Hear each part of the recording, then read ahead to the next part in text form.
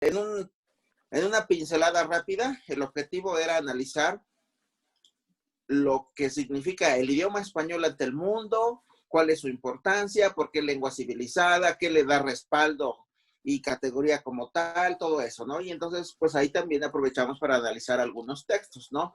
Cómo la literatura cumple un fin muy importante a nivel mundial y cómo cada idioma tiene su propio grado de civilización. El idioma español obviamente tiene un enorme grado de civilización porque tiene, como decíamos la clase pasada, así como en la economía, los países más poderosos son los que tienen las más altas reservas de oro. En las lenguas, los idiomas más civilizados son los que tienen las mayores reservas de libros escritos en su idioma, principalmente de literatura. Principalmente, obvio que otras producciones del pensamiento humano también le van a dar un alto significado a ese idioma. Entonces, bueno, eso es lo que le da a esa categoría y eso fue lo que hicimos reflexiones generales al principio, establecimos nuestro objetivo general, ¿no? Que el objetivo era prácticamente aprender a redactar con precisión, con concisión, con soltura, con fluidez el idioma. Digamos, un texto, analizamos diferentes tipos de texto, desde una carta, un oficio, y hay que recordar que, bueno, hay documentos que son muy parecidos, ¿no? Por ejemplo, lo que antes hubiese sido una carta convencional, hoy está convertido en un correo electrónico. Y bueno, planteamos en la sesión 1 el tema de la lectura como base. Cuando hablamos de este tema, pues precisamente estábamos analizando cómo podríamos nosotros ser capaces de codificar y decodificar usando una pequeña fórmula. En esa fórmula aprendimos que leer es simplemente interpretar signos y que los signos tienen significado ante nuestro cerebro cuando precisamente asociamos dos palabras, significante y significado. Y explicábamos cómo el significante es la simple palabra o la integración de las letras que forman las palabras y a final de cuentas, ¿qué sucede? Pues sucede que cada palabra, cuando vamos realizando ese proceso en el aprendizaje de nuestro idioma materno, le vamos dando significado a las palabras y con eso aprendemos la forma más poderosa de comunicarnos. Bueno, después, obviamente, pues la lectura es base, es una gran herramienta para que podamos después desarrollar las otras habilidades, ¿no? También planteamos cómo las habilidades más difíciles, las habilidades lingüísticas más difíciles son las productivas, o sea, las que me obligan a crear, ¿no? Como son, en este caso, escribir y hablar, porque las otras dos son pasivas, pero me permiten aprender, ¿no? Escuchar y leer. Son pasivas relativamente, ¿no? Porque leer pues también requiere un gran esfuerzo, pero significa que son digamos, un enfoque de recepción. Entonces, en la medida en que más recibimos información, escuchamos y leemos y aprendemos visualmente, gráficamente, en esa medida podemos ir desarrollando las otras dos habilidades. Obviamente, el idioma lo aprendemos por imitación, porque cuando incluso somos bebés, incluso antes de estar en el mundo, si escuchamos en el útero, está demostrado, el niño o la niña reaccionan positivamente, ¿no? Y entonces ahí empieza su aprendizaje, escuchar la música. Ahora que dicen, hay que ponerle música a los bebés de Mozart principalmente, pues ya sabemos que hay hasta ese tipo de música para estimular a los bebés. Bueno, aquí la cuestión es que cuando ya estamos en este mundo y nos empiezan a hablar, siempre nos están hablando papá y mamá, o cuando ya tenemos bebés, hacemos lo mismo, entonces ahí es donde se empieza a dar ese aprendizaje, porque empezamos a escuchar y escuchar y escuchar, y sin querer empezamos a aprender, porque escuchamos, porque estamos escuchando palabras repetidas y repetidas y repetidas, y en ese sentido, nuestro aprendizaje de nuestro idioma se va basando a través de ese proceso. Bueno, ya cuando vamos a la escuela y empezamos a aprender científicamente el manejo del idioma, pues eso significa que empezamos a aprender reglas, ¿no? Empezamos a conocer qué es la gramática, qué es la sintaxis, qué son los signos de puntuación, etcétera, etcétera. y obviamente a reunir las letras que nos permiten integrar palabras, escribir oraciones y todo eso. Entonces, es todo un proceso que lo hacemos, digamos, a simple vista es algo automático, pero en realidad es todo un proceso de aprendizaje que vamos armando gradualmente con el paso de los años. Esto nos cuesta años aprenderlo. Por eso es que a veces cuando queremos aprender un idioma extranjero, pues también nos cuesta mucho trabajo, porque ahí es donde tomamos conciencia de cómo aprendimos nuestro idioma, ¿no? Bueno, la sesión 2 hicimos un repaso breve e impresión de las lecturas que ahí se les enviaron varias lecturas, les envié como, no sé, 2, 3 cuentos, me parece. Hicimos comentarios generales y después empezamos a analizar forma y fondo del texto. Ahí hicimos incluso por ahí algunos ejemplos de unos pastelillos muy bien adornados y otros simples panqués, en donde yo les explicaba cómo la forma es la decoración y el fondo es precisamente el panquecillo, ¿no? O sea, un texto debe ir decorado porque es la forma en que nosotros vamos a ir vistiendo nuestro texto, armando los párrafos, y obviamente los párrafos los vamos a ir armando con ideas, ¿no? Y ahí es donde entra precisamente eso de los adornos, lo que es la ortografía. Debe haber buena ortografía, identificar los acentos, las tildes, saber, digamos, dónde y por qué identificar una sílaba tónica y en los tipos de palabras, porque de ahí partimos a los tipos de palabras que existen, ¿no? Graves, esdrújulas, agudas, sobresdrújulas, ese tipo de palabras, porque en esencia todas las palabras en lengua española llevan un acento, o sea, un acento en el sentido de una sílaba tónica, no tilde. Tilde es el acentito que le marcamos arriba de la letra. Pero la sílaba tónica es donde se remarca la mayor fuerza de acentuación fonética de una palabra.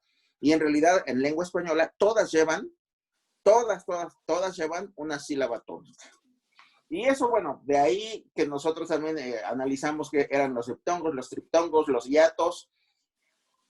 Ya sobre el texto, analizamos reglas gramaticales básicas, como cuándo escribir letras mayúsculas, por ejemplo, el acento, los tipos de acento que existen, el acento, analizamos una parte donde planteamos el uso del acento diacrítico, que es el acento que nos permite diferenciar el significado de una u otra palabra, que aunque se escriben exactamente igual, la diferencia va a estar en cuanto a su tilde. Si tiene tilde uno y el otro no, una cosa va a significar una palabra y la otra, ¿no? Y pusimos varios ejemplos, ¿no? Porque hay muchísimos. El más común es el se, porque puede ser, por ejemplo, el pronombre se marchó al atardecer. Se marchó al atardecer. Ese se no se acentúa, no lleva tilde la e. Pero si es del verbo saber, yo sé que sí, yo sé, ese sé, sí lleva tilde, porque es del verbo saber. Entonces, este acento diacrítico también lo analizamos y ahí terminamos la sesión número 2. Después la sesión número 3 hicimos un repaso general de los signos de puntuación uno por uno, desde el punto final, punto y aparte, coma, y una cosa muy importante, también dijimos que a la hora de escribir, no necesariamente hay una regla definida para el uso de los signos de puntuación, sino que simplemente, de acuerdo a cómo nosotros vayamos sintiendo el texto, es como vamos a ir colocando los signos. Donde consideremos que lleva coma, bueno, pues ahí deberemos escribir coma, si consideramos que la necesita. Vimos varios ejemplos de diferentes colocaciones de la coma. Y después, ¿qué más? Los puntos, o sea, en general todos los signos de admiración, de interrogación, los estuvimos viendo, el guión, la diéresis, las comillas, dónde y cuándo hacerlo. Incluso hicimos al final un ejercicio de un texto de un escritor, un dramaturgo francés llamado Eugène Ionesco, que en La cantante calva, así se llama su obra de teatro, escribe un texto donde no hay un solo signo y la tarea era, para que tuviera sentido ese texto, colocarle los signos donde considerábamos que tenía que llevar comas, puntos, cualquier signo. Porque si no, obviamente el texto no tiene sentido. Sin signos de puntuación no tiene sentido. A veces la literatura se presta a ese tipo de acciones porque, digamos, queriendo romper con los moldes tradicionales, los escritores lo que hacen es cambiar el modelo convencional, ¿no? Y entonces hay un escritor mexicano que escribió de la famosa corriente de la literatura de la onda, se llama José Agustín, escribió una novela que se llama De Perfil, y la novela la escribió sin usar signos de puntuación. ¿Qué significa esto? Significa que tenemos que ser capaces de ir interpretando el significado de lo que el escritor intentó comunicar. Bueno, y hay otros modelos, ¿no? Por ejemplo, el modelo de José Saramago, portugués, Premio Nobel de Literatura, que en todos sus libros tienen el mismo modelo, ¿no? Escribir de corrido. O sea, este hombre no para y no pone puntos y apartes. Él escribe de corrido, sí usa signos, pero de corrido. Y entonces, este es otro estilo, porque es un estilo en el que el pensamiento fluye rápido, y es otro estilo de escribir. Pero claro, eso solo está permitido en la literatura. Ya en los textos oficiales, formales, es otra cosa muy, muy diferente. En la sesión 4, hablamos de los pasos para una buena redacción. Y entonces ahí dimos algunas instrucciones, cómo construir un párrafo, armar un esquema previo a la escritura de un párrafo, fijación de una idea central, fijación de oraciones de circunstancia y enlaces de congruencia, concordancia y temporalidad con párrafo anterior y posterior. Y después, bueno, esos los fuimos explicando, incluso con algunos gráficos, para que fuera más claro el ejemplo, lo que les quise comunicar, ¿no? Eso fue de manera muy, muy general. Y después nos fuimos a escribir, empezamos a trabajar ahí con base en la sensibilización, o sea, los pasos para sensibilizarnos para poder escribir. Y luego, pues un ejercicio que a mí siempre me parece muy interesante, que es el de agítese y úsese. O sea, sensibilizarnos significa prepararnos para lo que queremos comunicar. Pensar en nuestras ideas, escribir un sketch, escribir un contexto general, digamos, como una especie de árbol de ideas, y sobre eso empezar a armar lo que nosotros queremos escribir. Por supuesto, hay diferentes modalidades de escritura, dependiendo de qué tipo de escritura, si es un ensayo, si es una carta, si es un informe, lo que sea, las modalidades pueden auxiliarse con base en modelos que el propio escritor se pueda ir armando, ¿no? Por un ejemplo, es un ejemplo que puede servir incluso para cualquier otro tipo de escrito. Pero yo he visto escritores que ponen en sus paredes prácticamente una pizarra enorme, de esas donde puedes colocar alfileres, y van armando sus historias, van colocando figuras, van colocando fechas, nombres, datos, hacen todo un árbol gigantesco y después ya se ponen a escribir. Es un proceso de creatividad lo que hacen, pero a lo mejor para algún otro tipo de escritura podría servir a quien desea hacerlo. Y después que yo les decía, el de agítese y úsese, ese es buenísimo. Ahí incluso hicimos un ensayo, eso ya es la sesión 5, aprendiendo a armar párrafos, y hablamos del informe. Pero agítese y úsese significa que yo les di varios tipos de palabras en desorden y teníamos que después intentar armarlas como si fueran rompecabezas para ver qué tipo de oración podían salir con esas palabras. En este ejercicio, obviamente, lo repetimos como 2 o 3 veces porque es muy interesante. Es decir, como dice que cada cabeza es un mundo, es obvio que lo que nosotros escribimos va a tener, aunque tengamos las mismas palabras, exactamente las mismas palabras, cada cabeza va a diseñarla de una manera diferente y todos vamos a pensar de una manera diferente. Por lo tanto, el de agítese y úsese nos dio, digamos, la razón en ese sentido, porque cada quien presentó sus propias oraciones de manera muy individual, pero bueno, se dio este ejercicio de creatividad, que eso es lo que nos interesa. Además, hay otra cosa, yo se los dije a lo largo del curso. A lo largo del curso yo les estoy comentando la importancia que tiene leer. Leer buenos autores, leer buenos textos, leer buenos libros, porque esa es una actividad, digamos, receptiva del cerebro, va recibiendo todo lo que constituye conocimiento y a la larga, pero bueno, eso ya puede sucederle a alguien que a lo mejor ya leyó mucho, a la larga ese personaje puede convertirse en alguien que quiera producir ya en forma. Puede convertirse, no sé, en un periodista, en un reportero, en un escritor, en un cuentista, qué sé yo. La cuestión es que el cerebro, eso es lo que hace, o sea, es el proceso natural del cerebro.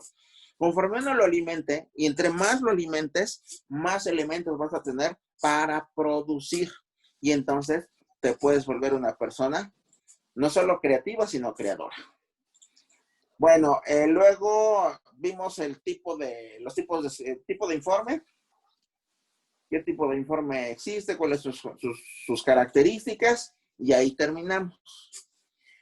Ya cuando estábamos, digamos, terminamos en la sesión 5, pasamos a la sesión 6, y ahí analizamos el contexto del informe, los problemas más comunes en la elaboración de informes, y pusimos ahí una lectura, ¿no? 10 inventos made in México triunfan en el mundo, y analizamos algunos textos pequeños párrafos en donde planteamos algunas cuestiones importantes que pudieran generarse de los informes, ¿no? Como por ejemplo la omisión, la exageración, la irrelevancia. Y ahí cuando hablamos de irrelevancia, acuérdense, siempre les hemos hablado de lo que significa escribir por escribir, a veces sin sentido, a veces pensando que escribiendo mucho vamos a quedar bien, y la verdad es que no. Muchas veces caemos en el error de escribir demasiado, y eso le llamamos paja. Entonces, cuando consideremos que hay mucha paja, significa que no estamos haciendo bien el escrito. Y recordamos siempre que es mejor ser más concretos, más concisos, más directos. Ya incluso en la literatura o digamos, los escritos de creatividad, también procuran ya no ser tan redundantes, sino que tratan de ser un poco más concretos, ¿no? Bueno, eso es parte de digamos, de la nueva postura de las últimas corrientes literarias, ¿no? Vimos lo que es la indefinición y la confusión, y ahí cerramos prácticamente la sesión número 6. La sesión número 7, analizamos el esquema básico del informe, empezando por la introducción, el propósito, el hecho, la importancia y la metodología. Son las partes que constituyen el informe, porque con estas nosotros podemos, digamos, armar todo un informe, pero dándole ese formato. De todo tipo de escrito debe tener una organización, un orden, una coherencia, para que, pues obviamente yo comunique lo que tengo que comunicar, ¿no? Y al final, pues la conclusión o las conclusiones y las recomendaciones. Y luego ya nomás vimos así de rapidito lo que es el informe persuasivo y el informe de solicitud, y ahí cerramos la sesión número 7. Después nos fuimos a la sesión número 8 con los diferentes tipos de redacción, hicimos un análisis sobre la lengua, revisamos en qué consiste el oficio, la carta, hablamos del modelo anglosajón, del modelo latino, pusimos algunos ejemplos de oficios, de cartas, y bueno, después analizamos brevemente qué era el memorándum, la nota informativa, y después otros tipos de redacción, como es la descripción, y ahí les encargamos una tarea sobre una fotografía que les envié de unos globos aerostáticos sobre un terreno orográfico, una área, una zona orográfica muy accidentada, y el objetivo era describir toda la imagen, incluso les dije, hablen sobre el tipo de nubes que hay, porque acuérdense que hay diferentes tipos de nubes que reciben su nombre dependiendo de la forma que adquiera cada nube, etcétera, etcétera. Y esa fue una tarea, describir el paisaje de los globos aerostáticos, y ahí se terminó la sesión 8. Cuando entramos a la sesión 9, esta parte se refirió a lo que es la narración. A la narración desde un enfoque artístico, literario. Hablamos de en qué consiste la narración, hablamos de las consideraciones de la narración, hablamos de los tipos de narraciones, del tipo de libros, en qué consiste, cuáles son sus características, que puede estar basado en algo verosímil, pero que también va a haber partes en las que el escritor le va a meter mucha ficción, ¿no?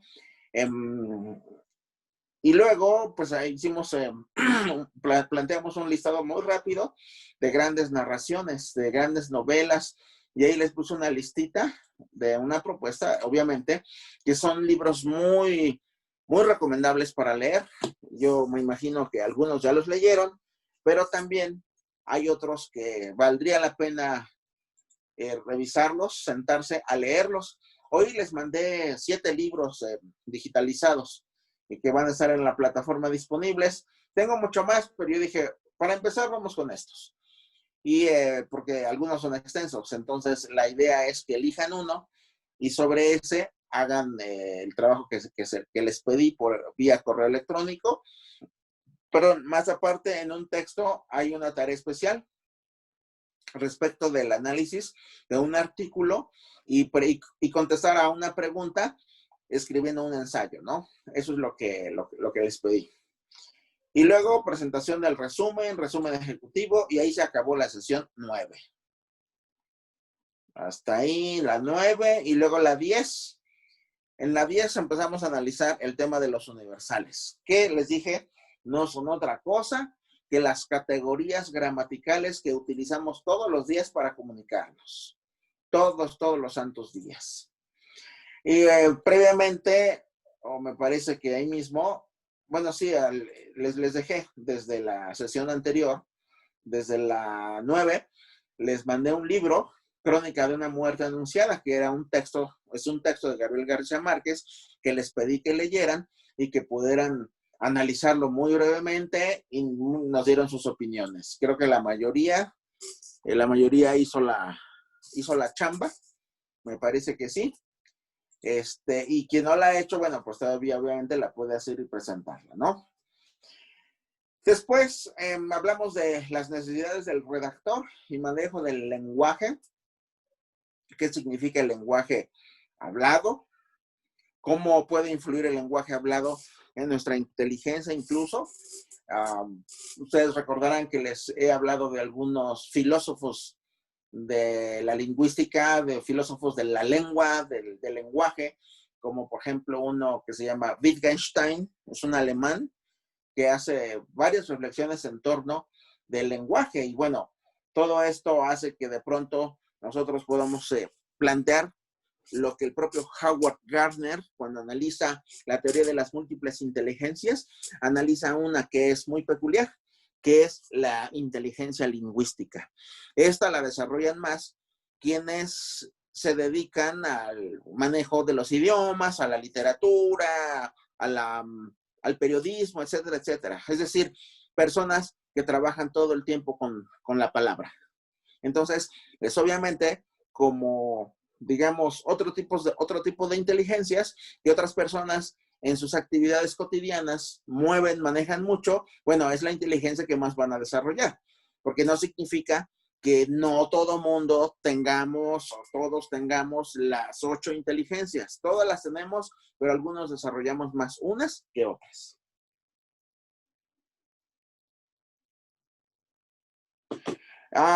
Después de ahí, pues nos analizamos una serie de reglas, ¿no? En la cuestión de la lengua española, porque la lengua es todo un código, y ese código pues lo tenemos prácticamente que respetar, ¿no? Para que no se rompa la unidad del idioma.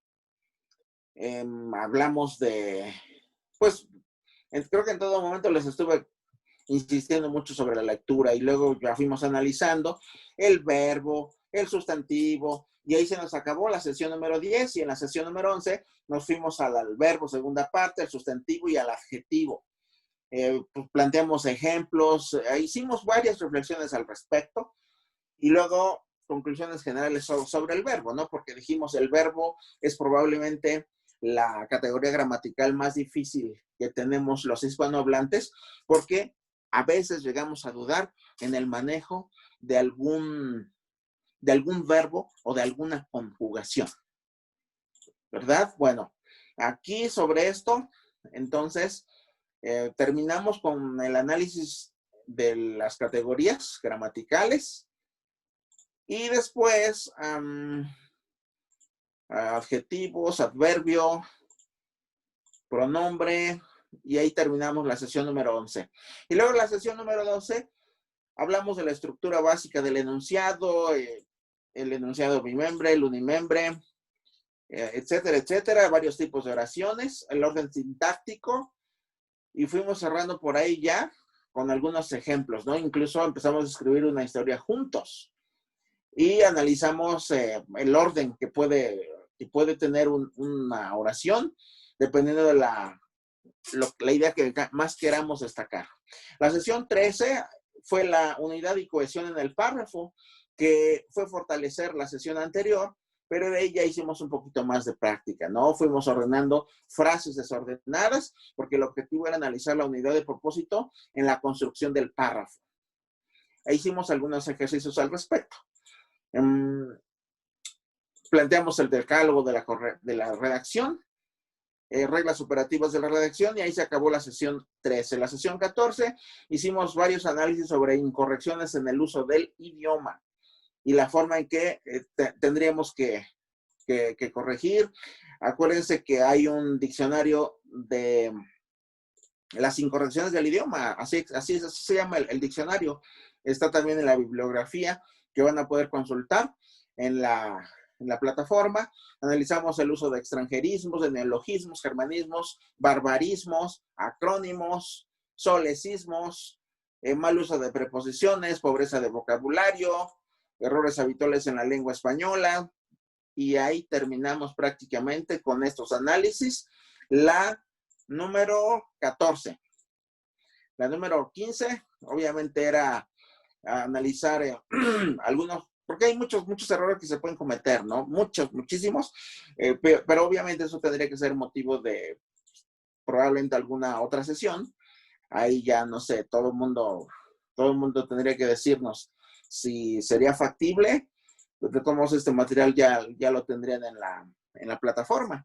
Y si es así, pues ustedes me indican qué hacemos y si hay algún comentario, porque el tiempo se va de volada. Según yo iba a dar un rapidísimo repaso y se me fue casi todo el tiempo en el repaso. Pero bueno, no sé, ¿qué comentarios tenemos? Si hay algunas dudas, si les gustó el curso, si no les gustó. Con toda confianza, díganlo, por favor.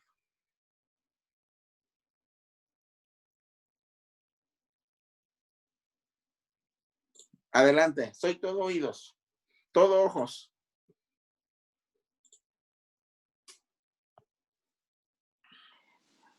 Bueno, como dice el maestro, el tiempo apremia, pues nada más en resumen agradecerte el tiempo que nos dedicaste en estas clases. La verdad es que fueron magníficas. Lamento haberme perdido las últimas sesiones, pero tengo ese compromiso de verlas y incluso repetir las que sean necesarias. Y pues muy agradecida y felicitarte por el excelente curso. La verdad es que estuvo muy dinámico, muy flexible, muy fácil de digerir. Gracias, amiga. Yo también opino lo mismo. A mí la verdad me encantó, me gustó mucho, nos fuiste llevando de la mano. La verdad es que, o sea, y te aseguraste que no nos quedan dudas. Yo también tengo pendiente revisar algunas lecciones que bueno, porque ves que además los miércoles yo me tenía que salir antes, pero las voy a revisar, tengo ese compromiso también, checar la bibliografía, el material, porque la verdad, yo también te felicito, excelente curso, muy digerible, como dice mi prima, Y pues la verdad sí, muy, muy contenta y muy agradecida. Muchas gracias, Lina. Te vamos a extrañar. Sí. Yo también. Yo también les voy a extrañar. Adelante, Fernanda, adelante. Unas palabras de despedida y de agradecimiento, pero creo que por parte de todo el equipo, tanto también a la maestra que se encargó de siempre tener las sesiones abiertas y la disposición de ambos para cambiar ciertas clases cuando no se podía dar ese día. Y pues las ganas de aprender y de ser compartidos con el conocimiento que uno tiene, porque hay pocas personas que se atreven a compartir de lo que uno sabe y eso también hay que reconocerlo. Y también agradecer pues que sea digerible el curso, porque pues yo soy un poquito más chica, pero no quiere decir que no entienda, pero creo que a lo que me refiero es que hay diferentes edades en este curso, varía, pero todos pudimos llegar a un mismo destino, que es aprender y darle un poquito más de amor y atención a la literatura. Gracias, Muchas Fernanda. gracias. Muchas gracias, Fernanda. También si les interesa algún curso en específico de otros temas, el maestro me estaba preguntando, le dije que iba a que checáramos para ver si armamos otro grupo para pues darle continuidad o a lo mejor de otros temas que les interesen, con gusto nos hacen los comentarios. Ya ahorita entra a la plataforma, hay hasta la clase 8, 9 y voy a subir los últimos videos, las clases ya que el maestro me mandó, el material de hoy, para que esté completo ya todo en la plataforma. Yo les voy a hacer llegar un correo y también en el chat, que ya está todo arriba, ahorita me voy a dedicar a eso, para que no se queden ustedes sin los repasos y puedan ver los videos el tiempo que ustedes requieran, ¿sale? Entonces, pues adelante, maestro, no sé si quieras agregar algo más, todavía hay 3 minutitos, o no sé si alguien quiere comentar algo respecto a algún tema en específico que les interese para armar el curso.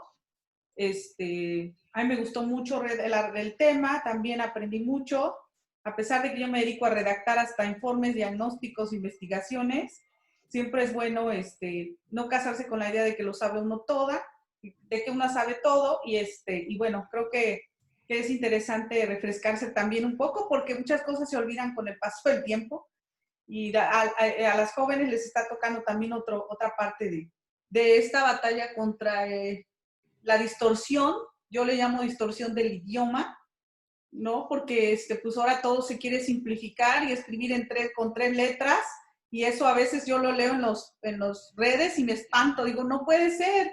O sea, no hay que olvidar que nuestra lengua es tan maravillosa y que además cuando ya se requiere redactar, al rato las chavos no saben qué están escribiendo porque traen hábitos erróneos de escritura. Entonces, creo que para todas las edades el curso está perfecto. Le agradezco mucho al maestro, a veces lo traíamos presionado, a veces le agarró en el mercado o en la plaza, no sé dónde, que lo sacaba la policía, otra vez se le agarró en carretera, a mí la vez que me agarró en carretera el curso, pero bueno, siempre con la idea de no fallarles a ustedes sin nada y que les agradezco mucho también su tolerancia para esos casos, ¿no? Maestro, menos de 1 minuto, chútate la despedida. Muchas gracias. Agradezco también su paciencia para que tuviéramos éxito y pudiéramos culminar cada uno de los temas que se prepararon en prácticamente, no es algo que se haya preparado de improviso, no, es material que yo manejo desde hace muchos años, de cursos que he impartido en el Politécnico principalmente, y en los años que di clases también en mis escuelas en México y en la escuela de Estados Unidos. Entonces, bueno, a final de cuentas, esto es un ejercicio, y dicen que enseñando uno desempolva todo lo que de pronto se puede empolvar en cuanto a conocimiento, y a mí me gusta mucho compartirlo. Muchas gracias por su atención. Gracias, maestro. Gracias también a ti, maestra Aurora, y si se arma el siguiente, pues nos avisan. Claro que sí, mándenos sus comentarios al grupo de qué temas les interesan, ¿sale? Para ir armando también esos talleres con el maestro, ¿sale? Muchas gracias, un abrazo a todas. Gracias, igualmente. Gracias, Igual, querido maestra. maestro. Un abrazo para ti y para la maestra Aurora. Abrazos a Saludos, todos. Lina. Cuídense. Saludos, mucho. prima. Fer Saludos, y bye. Mayita. Bye. Gracias. Adiós. Chao. Bye.